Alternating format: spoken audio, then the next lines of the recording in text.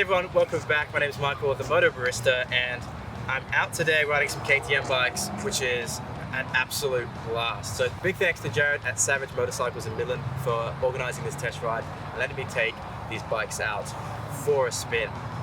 Now, you may have seen the last video where I took the Adventure R out for a test ride and had an absolute blast on that. I had a few people reaching out, telling me to take out the S model and give a bit of a comparison and my thoughts on the two motorcycles. So that's exactly what we're doing today.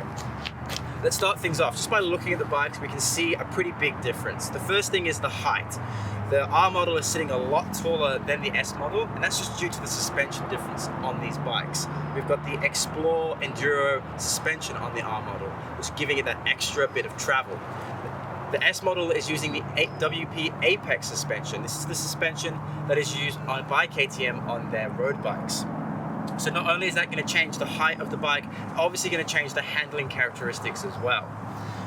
The S model, I have to say, on the road here was actually really comfortable. It has a little bit lower center of gravity due to that lowered height, and it just feels very planted, very comfortable on the road. Now obviously coming off-road is where the differences really start to shine.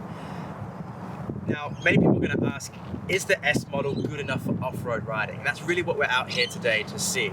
And what I would say straight away is, if you're going to be riding the S model mainly on-road and some gravel tracks, a bit through the forest, the S model is going to be great. It's going to do everything that you need it to do really, really well. And it's going to provide you a lot of fun in doing so.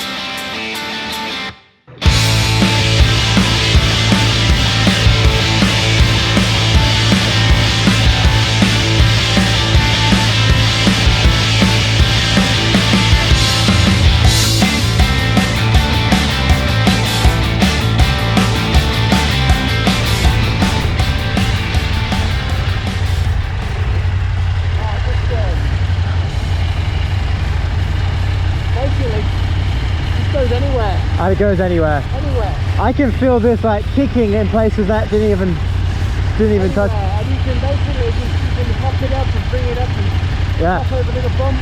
It's ridiculous. Put the front wheel up. Yeah. John, you lead again, I'll catch you on footage.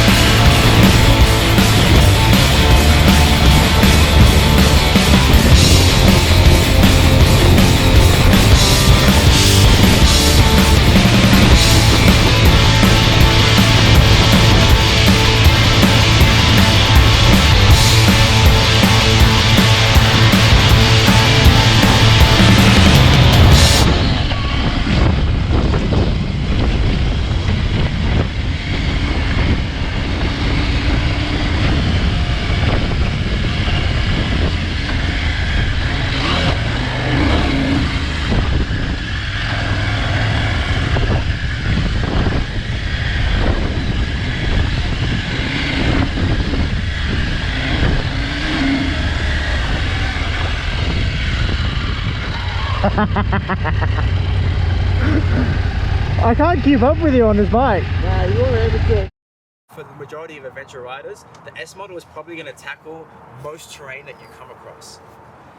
But if you have any kind of experience in riding adventure bikes, or you come from a motocross background like myself, you're really going to get more out of the R model. That suspension is really night and day difference. The bumps that were kicking this bike around were simply felt like they weren't there on the R model. That's how big a difference that it was. And it just brings out a lot more confidence in the rider when tackling this kind of terrain.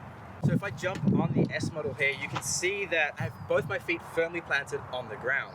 I'm 6 foot tall, I have a 34-inch inseam, and this bike is actually feeling kind of small, if I'm being completely honest. Now, if you're a shorter rider and you want that confidence, again, this could be the bike for you. But if you're looking to build your skills and you want something to either grow into, or you already have some good skills as a off-road rider, the R model is going to be the bike that suits you best. You are also going to miss a few features on the S model. You're not getting the rally mode that comes standard on the R model. That means you don't have the rally throttle response, and it means you don't have the adjustable traction control. That is something for me that really makes the R model not only a great bike, but a really fun bike to ride as well.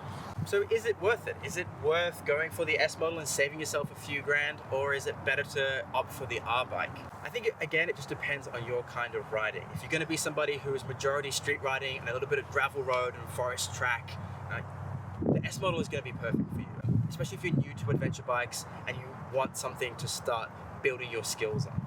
But if you are somebody who feels comfortable off-road, then I think the R model is going to be better suited to you. Even if you're not quite there to fully take advantage of that Explore enduro suspension, at least it's there for you to grow into as your skills develop. And I think that is really the key takeaway for this comparison. Now, if you're looking at the S model, perhaps you're also looking at a few other bikes from different manufacturers. Other bikes in this category, of course, the BMW 850 GS, the new Tiger Triumph 900, and of course the very anticipated Yamaha Tenere 700. So how does this bike really compare to those? I think there's something you have to understand when buying a KTM.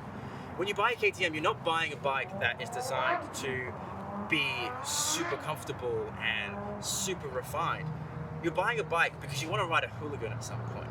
These bikes, these engines, the way that they're designed are designed to ride fast at some point in your journey. And so if you're not wanting to do that, then the KTM might not be the bike for you. For example, the 850 GS, in my opinion, is an extremely refined and comfortable bike, but not once did it put a smile on my face when I was riding it. I just found it a bit boring.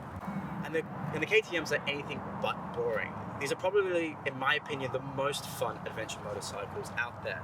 And again, that's because I like to ride fast.